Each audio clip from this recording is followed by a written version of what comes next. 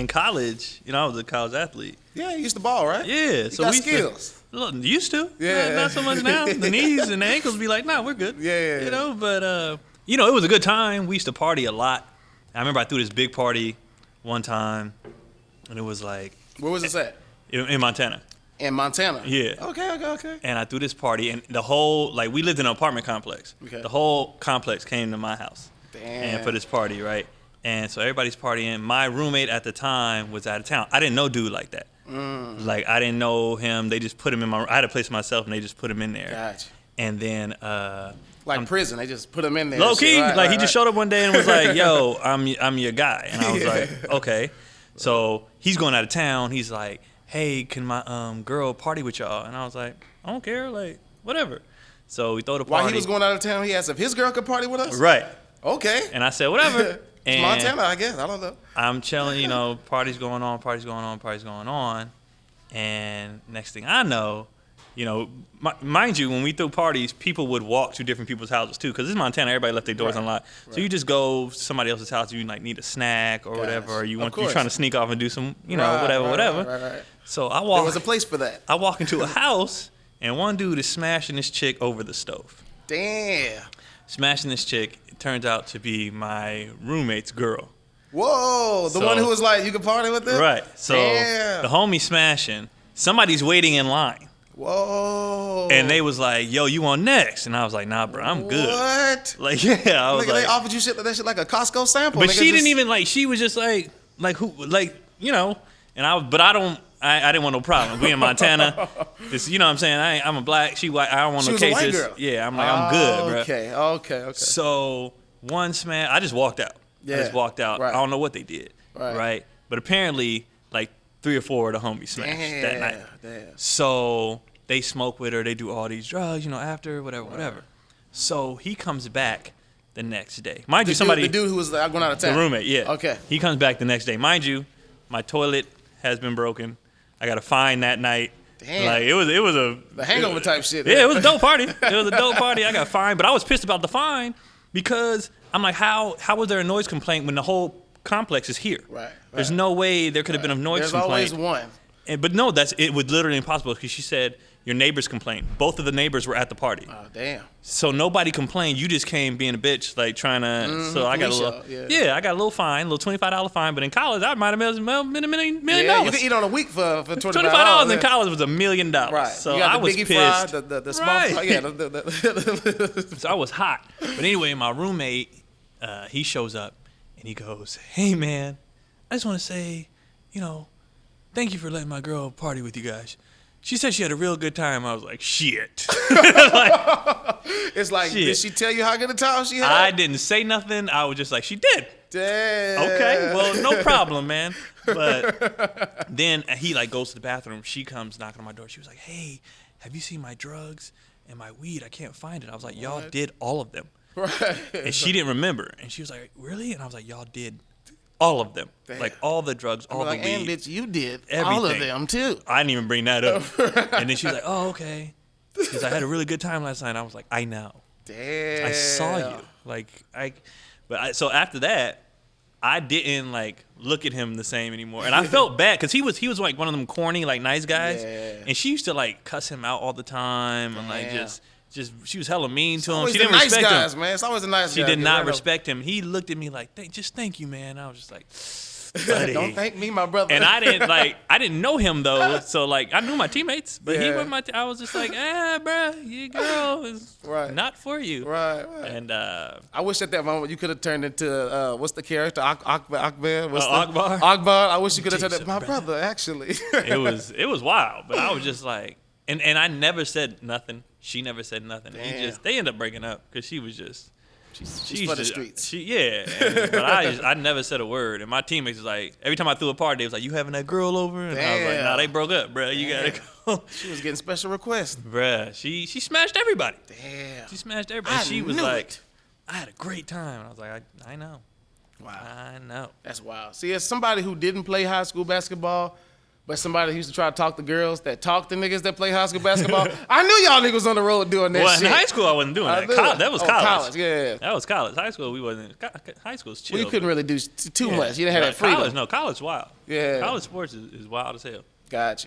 So this is in Montana. That's where you're originally from? Hell no, I'm from the Bay Area. I thought so. Yeah, I was like, did you go from Montana to the Bay? That was a hell of a switch. I went from the Bay to Montana. Gotcha. That was a culture shock like a mug, right? Hell yeah.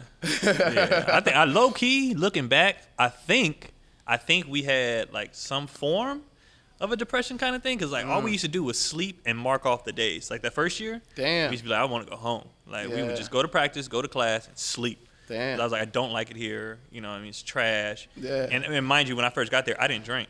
And so drinking make it a little bit better. Right. Me and my other teammate, we was the only two that didn't drink. So we was still going to parties and stuff like that. And then one day, somebody's like, yo, we're going to get y'all drunk. And I said, I'll do it if he do it. And he was like, fuck it. So then this girl made us like these fruity grape something in a blender. Yeah. I had 3 of them. I ain't know. Damn. You know what I'm saying? I was like, when this shit kick in? They was like, you'll feel it. I stood up. I was like, do, bow. And I was like, I'm doing this from here on out. It's a wrap, right. From here. And we drank so much for 3 years. Damn. But, it is what it is. That was a lifestyle. So you played ball, and then you came back to the Bay. Yep. Because I'm trying to figure out where comedy came in after that. Were you going to school for something specific, and then you get a job kind of in that area, you move back to the Bay, and... I was, honestly, I'm like, I'm not 6'5". Yeah. You know, I wasn't thinking NBA, but I was like, maybe I can go overseas. We had a coach that did play the NBA. He was training with us. We was getting, when you train with people at a certain level, you notice your game goes to like, you're like, oh, there's levels to this shit. You know what I mean? There's this and then there's this. Right. And so we were getting there, and I was like, I'm going to try to go overseas. And then I was playing back home and fractured my ankle. I was like, I'm done with hoop. Like, whatever. Right. So I was just working. I called my boy. I was in Bakersfield with for a year, staying with my mom, trying to figure it out. You know what I'm saying? Right. Then I called my teammate back home, and he worked at Big Five Sporting Goods. Oh, yeah. He was a manager. I was like, bro, I just need a job. He was like, we got an assistant manager position open. Damn. And all you need is you have a degree. You got it. I said, bet. So I didn't have to, like, he's, that's, people, you good. Right. So my boy hooked me up. I'm assistant manager. And then I get in a little apartment, and I'm just doing that. And then met the Wayans, sat down with Marlon, met him on the fluke. Hold on. Will you sped past I met the Wayans too fast? Because they were in town doing a show. I had a friend who was partying.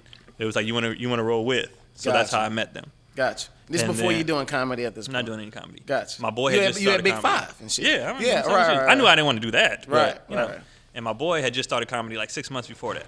And then I'm talking to Marlon, and I'm, it's Marlon Wayans to me. This is, now these are our peers and shit, but before, back then, I was like, yo, hell yeah, crazy. I'm still like, yeah. So he's like, what do you like to do? And I'm like, man, I like to, I'm funny and I like to play ball, but that's done. He said, then why ain't you doing the funny thing? Why ain't you doing that? Right. I said, I don't know. I had a boy just started stand up. He was like, then do it. Yeah. So I started doing it. Damn. And then here we are 10 years later. Damn. So you just started rocking and got some mics and then stayed with it. How long has it been? Now it's been 10 years. Yeah, damn. Everybody, what's crazy is everybody that I sat down with today is right around that same mark, bro. Literally, we're in a class of, I want to say our own, bro, but it's right around that 10. This is going into my, 11th, I want to say. But, nigga, like that mark, it's a whole new class of heat, man. And low key, we missed the whole year. so facts. Shit, we missed the whole 9 year. like a motherfucker. But yeah, 10 years, man. And I knew I had something though. Like my first time on stage, I took second place in the contest. And then my third time comedy on stage, festival or something? It was just the local comedy club would have like a contest. In the Bay. And I took second. And I was like, all right, you know what I'm saying. And then my third time on stage, Damon Jr. came into town. Okay. And because I had knew like Shane and Vinny and a couple people through that first meeting, it was like, hey, we met this dude last time, throw him up. So my third time on stage is with Damon Jr. I'm doing 5 minutes up front. Damn. I did okay. Like it was, it's nothing to brag about. But third you got time on stage. It was a good experience because I went up first. When you go up first, people talk in order and they ain't here to see me. They don't give a shit. So getting that up front, I was like, okay, cool. Then Damon, I took him to a local spot. We have Nations in the Bay Area. And I was like, you got to try the local burger spot. So I took him. But he gave me some bread out of his pocket. And he was like, this is for the weekend. Damn, that's love. Keep going. You know what I'm saying? You funny, whatever. And then that year, I won. First year, I won the Battle of the Bay, and I won something else. Damn, that's dope. And then I was like, all right, I think I can. Hell yeah, especially after a year in. That's pretty I won dope. both Because kinds not of only year were in. you having success on the streets, but you knew the right people too. Right. So you've been damn fool to start backpedaling at that Right. point. But what the contest did, one of the prizes, I won the Rooster Teeth Feathers competition. So those 2 contests that I won got me into the clubs.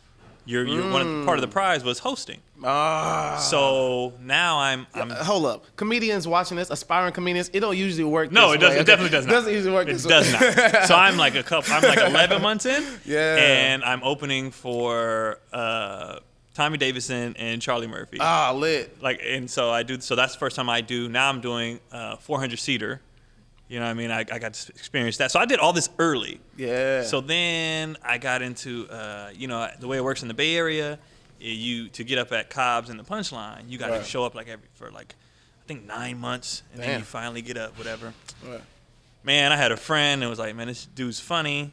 The booker throws me up. I do 5. She was like, open your calendar. So now I'm in the other 2 clubs. So within my first year, I'm in 5 clubs. That's dope. Hosting and doing that stuff, and then it just went from there. Took off from there. Damn. And that's then I dope. moved out here because I was like, well, I'm in the clubs. I don't need to be there. Right. So I moved here.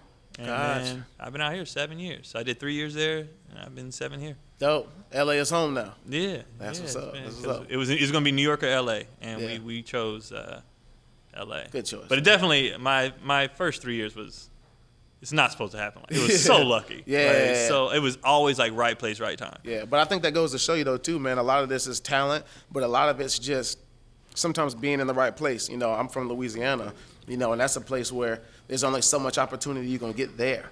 You know what I'm saying? So that's why, some comedians ask, how is it in LA? What's the difference in there? It's like, man, a lot of this is being in the right place, and knowing the right people, because you can have all the talent you want to, but unless you place yourself in a position to where people can place you and see you and that can do something with it, then that says a lot. Yeah, like a lot of people helped me. I mean, the contests, those were me. I did that. Mm-hmm. But as far as that guy telling me, hey, watch this kid, and that's how I got in that club. And then, other people be like, this is my man's, throw him up. Like, I feel like, yes, I delivered, but people put me in those positions to deliver. You feel me? Like, I didn't do that myself. People was like, hey, give him a chance. Right. Like, had those people not said that. So I definitely had a lot of help. Right. And it is about right place, right time, and then it becomes your talent and preparation after you get the opportunity. You feel me? So I took full advantage. I definitely took full advantage. Definitely. And what's interesting though too about you, man, is you got good connects. You guys have got like a little squad, what I'm saying, that's out here. And, the cool thing about that, man, is there's such, power in that. So I want to take a moment to recognize the power in running with good people. Oh, yeah. Because that's so much of this industry is running with the right people. You DC, Tony Baker, you know what I'm saying? What's the other Baker? Keon? Kenan, yeah, Kenan. But all of y'all are talented. All of y'all support each other. All of y'all are working hard. Man. Shout out to all of those brothers, you know what I'm saying, and beyond. So, y'all stretch out a little bit further now. Y'all have a special as well with what's another cat? Oh, yeah, we did Tony Baker and Friends. Yeah. It was me, DC, Keenan, and Brandon Lewis. Okay. And Tony obviously hosted it. Yep. Which is on Amazon. Yeah. On Amazon, check that out. But so surrounding yourself with the right people, because a lot of people come to LA, they want to network, they want to know everybody, they want to be everywhere, but at the end of the day, it's about surrounding yourself. It doesn't have to be with a lot of people. It's just the right people that support and put you up. I never did that either. I never tried to be with anybody. I just happened I met Keenan, Chaz, and Brandon.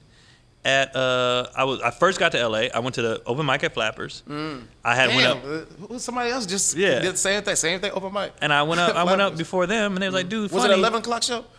No, it was the open mic, the 5 o'clock, whatever, 6 o'clock. Okay. And then I was like, "Yo, I just got here. Where's the open mics?" And they was like, "Just roll with us." And that's how we got cool. Like I just met them, and I was like, "Y'all funny." They were like, "You too." And then that was it. Then Tony and DC, I met in the Bay. I was doing a show at the Purple Onion. And Tony was there, and we got cool. And then DC, I met through Damon that same weekend. Oh, yeah. And so when I came to LA, I just posted that text.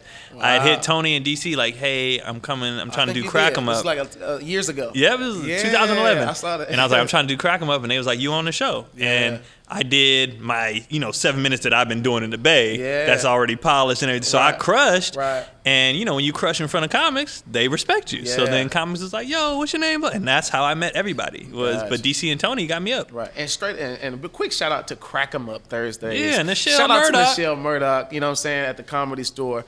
So many great things and Since they didn't give her love in the documentary, when she deserved it. Facts, man. So much love and respect to Michelle and the Comedy Store and the opportunities that came from that. But yeah, man, I definitely had a lot of luck and a lot of people. Yeah. You know what I'm saying? Look out. Right. So I've been super blessed. Definitely. And speaking of blessings, man, we gotta also recognize the queen in your life. Oh yeah, your man. beautiful family. You know what I'm saying? You got your wife? 2 boys. Yeah. So Gave me the two bills. yeah. Gave me those 2 damn bills. Yeah. But you guys have managed to work together and support each other and, make a great example for your kids. I know that there's a lot that goes into that. Like, I know that, you know what I'm saying? So obviously you managed to be able to use that to your benefit, So how is balancing being a dad and a comedian, working out? I mean, the older they get, it's like different. Cause like before when I'd be on the road and stuff, they didn't really care like that. Because it's like, oh, dad's going on an airplane, whatever. Mm-hmm. And then now that she's in the industry too, doing, writing and stuff like that. Yeah. The kids have now gravitated to it because that's what they see. Mm-hmm. So now Keelan, my oldest, is like, I want to shoot. Spider-Man. You know what I mean? He like, I want to shoot. I want to be in things. So I started, a little show with him that I put on my Patreon for people, and he's killing. Yeah. Because he's got into it. The little one, he don't want to be on camera like that yet. He was on the last episode though. Oh, nice. But he's still like all over the place. He's 3. But now they're with My Talent Agency. Nice. Not mine personally, but My Talent. So I'm about to start putting them out because I was waiting for their personalities to develop. You know what I'm saying? And I wanted them to come to me and be like, I want to do this. I was never going to force them to do anything or whatever. And the minute they say, I don't want to do this, then we're done. Right. Like, I don't want to be that parent. Yeah. But, they're all in, and then the wife's in, and it's definitely, school's been out for a year, so balancing that. Right. We ain't going nowhere, so I've been raising them for a whole year now. Yeah, right. Used to be going all the time, but, it's you make it work, I guess. But, like I said, the older they get, they want to come with me. It ain't like, I'd be like, I got to go. Like, when we shot the special, they were with me. Yeah. They was like, we want to go. And I was like, all right. So they on stage, practicing their little jokes and stuff like that. They just, emulating. That's dope. And, Dad, you going to go shoot? I want to go. I want to go shoot. And yeah. Like, all right, bro. So they be with it. They be in a lot of Cotty sketches. And Everybody about to get that check. Yeah, but they be asking. So I'm like, all right, bro. If if that's what you want to do. That's dope. So I'm like, and they good looking. So I'm like, why waste it? Right. Like we got hit up to do a family shoot, and I didn't have any permits. So I dropped the ball on that. Damn. And then the person who hit me up was like, you wasting. Y'all a beautiful family. Right. You're wasting this. And I was like, you're right. I don't want to waste it. I need all the shit. Yeah. I don't know how long they're gonna be cute. They might like this might be a phase, and then they grow out of it. I'm like, oh, what happened? Right. But right now, I'm like, let's use this cuteness. That's what's up. I was just about to ask, like, what's kind of inspired you to continue to kind of do this, to kind of work at this? Did you have comedy? another? Yeah, comedy. This is it. Yeah, this is it. And it definitely filled all the voids that were left when I was like done playing sports. Yeah. When I started comedy, I didn't give a shit about basketball. I was like, this is easier on my body. This is fun. It's the same, rush. It's less pressure. Yeah. When you start comedy, people be like, oh, I couldn't talk in front of people. Let me tell you something. When you've been booed, when you've been cussed out by coaches, and then when you play bad, like when you play bad in a sport, you let the school down, you let your teammates down, if you bomb on stage, that's just you. Right. So I bomb and I do it again. Like who cares? You know what I'm saying? So comedy is easy compared to sports. Facts. To me. I think that's kind of the magic sauce in this too, because a lot of people will try to do comedy and beat themselves up about it, and because you have to have a certain level of fucks you don't really give from bombing. You know what I'm saying? Because it's just the fear of failure. I don't give a damn about a bomb, bro. Right. Like sports, that shit hit hard, way harder than. Yeah, I can only imagine. Boo! This. Y'all niggas lost, y'all trash. Right, and then playing in Montana, you know how many racial slurs we heard and stuff like.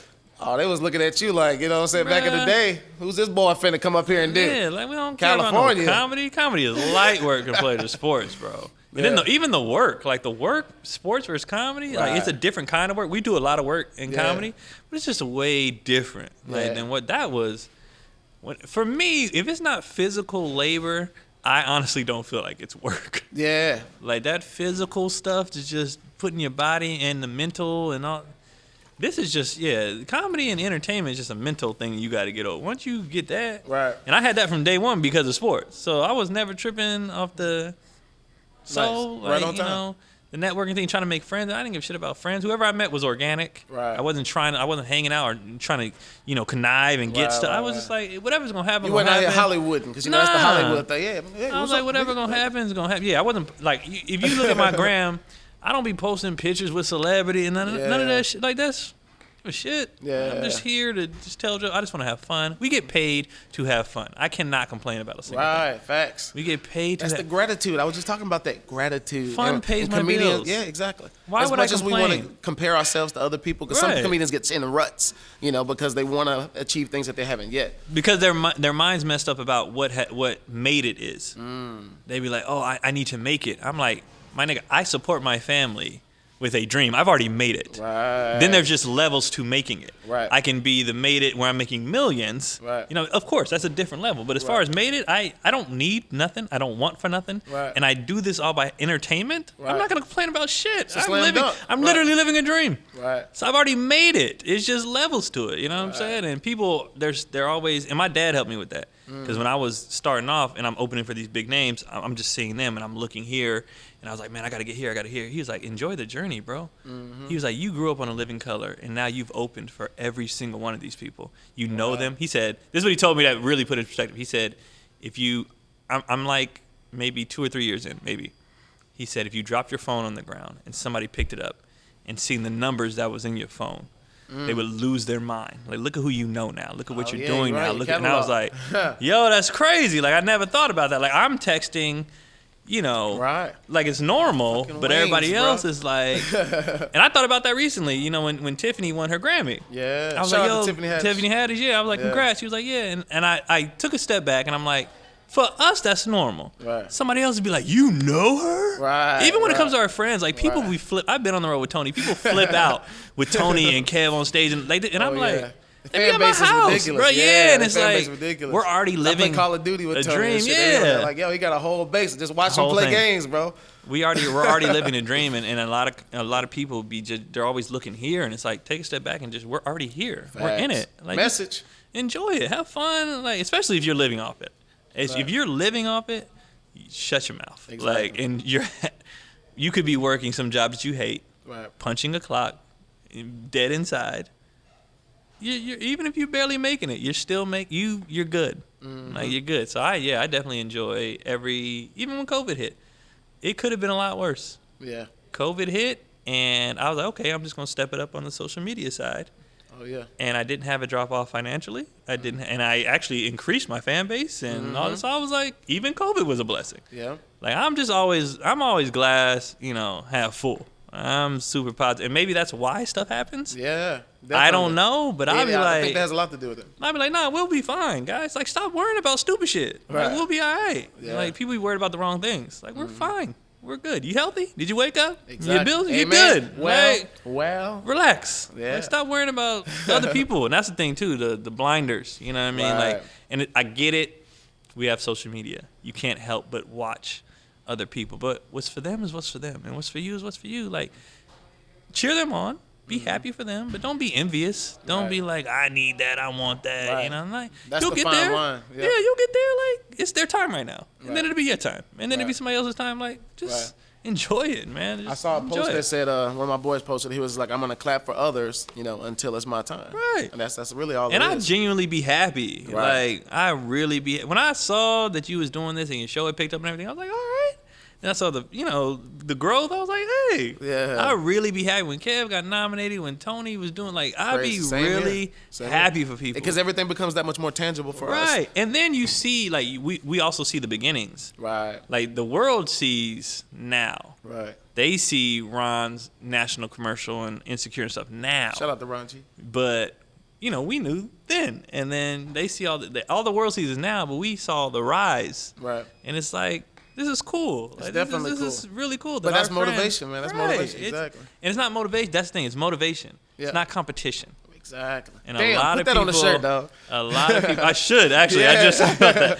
All right, I'm gonna need a 2% retainer. Motivation, not competition. A lot of people are in competition when you shouldn't be. You should be taking things and be like, yes, I want that. I'm very happy for you, and I want that as well. Exactly. Not, I want to take your shit. Right. Like, why do you have it and I don't? I don't. I'm right. mad, so I'm not gonna say shit to you. I'm not gonna support you when I just should. Right. Support is the That's biggest. what it is. The envy is what fucks up the whole thing. Where you should just be like, "That's dope. If he can do it, she can do it. I can too." Exactly. That's what it should be. Instead, I want your shit, or you shouldn't have that. I've been working harder than you. Color. For black people, because we've always had to stride and work quite a bit harder. To see someone that looks like us figure something out or get away, I mean, damn. And then I've noticed, and I will say this about our whole class, we're not like doing the whole one person makes it and then that's it. The person who's getting on is taking people with them. Like it's a lot. Like everything I do, like I try, now that I'm headlining clubs, I try to take somebody I know on the road so the booker could see them so they can start headlining, because that's how I started headlining. Somebody took me out. The booker was like, yo, come back by yourself. I bring somebody else. They get like, everybody eats. Right. Everybody eats. And I feel like that mentality. Speaking of, bro, you did throw me a little plug too on the cruise thing too. I think you gave her at least somebody. You gave me somebody's contact. But I got to follow up on that. I'll be giving contact. I'll be like, if somebody needs something, I'll be like, I got you. Like, I truly believe it's enough for everybody. Yeah, really I don't believe in that selfish stuff. That's just stupid. So what do you want to do next, bro? Obviously, comedy stages. Okay, you can tour, you can travel. Do you want to cross over on the TV and be on set all day and all of that? Absolutely. Yeah. Okay. But and I'll be honest, part of the reason I want to do that is just to have a big enough name, so when I say I'm coming to Set City, it sells out like that. And it's like, big ass venues and theaters. And like the longer we've been in LA, the more I've been interested in like TV movies. Like I think that's dope. Yeah. You know, I did a national commercial and stuff like that. It's fun.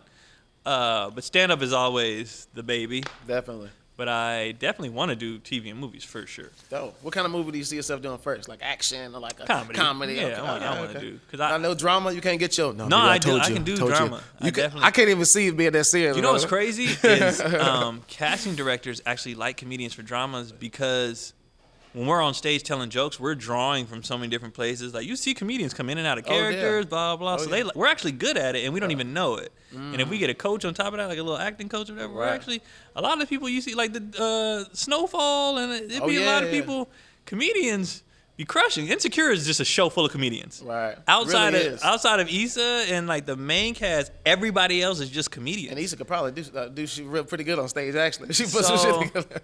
So yeah, like I definitely would do a drama, because I do want to do a crying scene. I've been practicing. Oh for years. Shit, we gonna see it in a tear. I've been practicing for years. Oh man, it's easy now because I have kids. Yeah. I did not cry before I had kids. Now you got some pain to pull from. I got pain, joy, and things to pull. Now I will cry if a commercial is too sad. I'll be like, y'all leave the room. Oh God, like I need a minute. I can do it now. Yeah. But, all right, y'all heard it here, y'all. Make sure y'all get them in y'all's next drama. Hit them up. I don't want to do all that, but definitely it is all for. So when it comes, when I'm on the road, like we love that guy. Tickets going on sale, Friday, sold out Saturday. Right. That's what I want to do it for, to have the name to do it. But definitely want to do it. I got one more question before we get up out of here, man, because we've been here for a minute. What would you say? Obviously, we see what motivates you. We see what drives you. You've got these great, friends and support system. What would you say your biggest fear is? Because sometimes as comedians, there's a lot of shit that could change within a day. Is there anything that you're kind of afraid of or worried about or have a concern of at this time? Not really. I guess my only concern or fear would be that I didn't do what I was supposed to do, as far as like creating the opportunity and stuff like that. But as long as I'm working hard doing what I'm supposed to do, whatever happens, happens, and wherever I reach, I reach. Yeah. My only, if I could do it all over again, thing would be if I wasn't doing what I was supposed to do, if I wasn't making the call, like if somebody gives me a contact and I didn't make the call, or if somebody offered me something and I didn't take it, like other than that, I'm doing what I'm supposed to do. So straight up, if I stop grinding, I guess that would be I messed up. I don't see that happening. You're working out, you're in shape, you're cooking and shit, you grilling and shit. I'm like, you good. I guess my fear is just to stop trying. Yeah. I guess would be the fear, to stop trying. That's what's up. As long as you're trying, you're fine. Yeah. Even if you don't do it, you tried though. A lot of people don't even try. At least try, and I'm trying. So that's all I can ask for.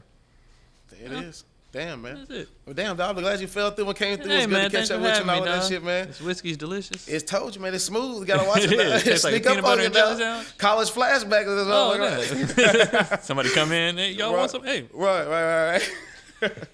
So please tell the people if you got anything that you want to refer them to that they need to look out for, anything upcoming, and definitely where they can find you. When does this drop? Within the next few weeks, we'll say. Cause I'm gonna be at Laughs Unlimited in Sacramento, April 31st and May 1st. Okay. For 3 shows. Just social media at Keon Polee, YouTube, Keon Polee, Patreon, Keon Polee, and Keon's All Star Teams on YouTube, which actually turned out really well. Yeah. 17 episodes, and then that's it. For shizzle. That's it. Right out. Putting on from the Bay to Montana, nigga. We out here. Hey, man. I've been Charlie Wilson TV. We got Keon Polee in the house. It's been another clean-ass, smooth-ass episode of Do Tell with Laugh After Dark. I see y'all next time, man. All right, bro. Thank you for having me, man. Smooth as what's L. Cheers, bro. Good shit. Proud of you, boy. Out here you too, setting man. a good example and shit. Did you like that? Come on, man. That was a good-ass episode, man. Look, I don't want you to miss out on the next one. Take a quick minute. Hit the subscribe button down below. That way you can get a notification. And you don't want to miss out? You don't want to miss out? I'm looking out for you. I'll see you guys on the next episode.